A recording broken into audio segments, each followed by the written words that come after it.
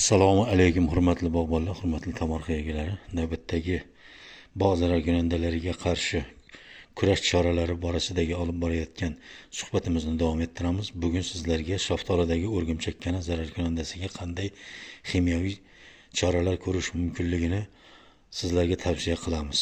Shaftolida ko'p uchraydigan so'rovchi zararkunandalardan o'rgimchakkana agarda bog'ingizda ko'plab ziyon bera boshlasa, Hexadiazox komponentli nosaran, tetrasan preparatlaridan gullashdan oldin va kanalar paydo bo'la boshlagan vaqtga qarab hamda vegetatsiya davrida bog'ingizga ko'p ziyon berib boshlasa 0,13 kg gektariga yoki litr gektariga sarflab sepishni sizga tavsiya qilamiz.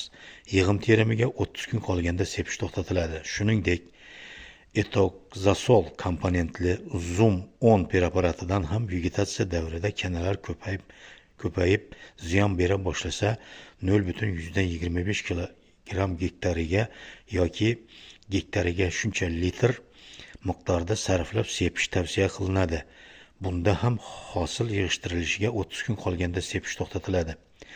Kurashning 3-variantida esa sizga abamektin komponentli Vertmak Pilarmektin bir preparatlaridan 0,12-0,25 kg gektariga yoki gektariga shuncha litr miqdorda yig'im terimiga 30 kun qolguncha sepish tavsiya qilinadi.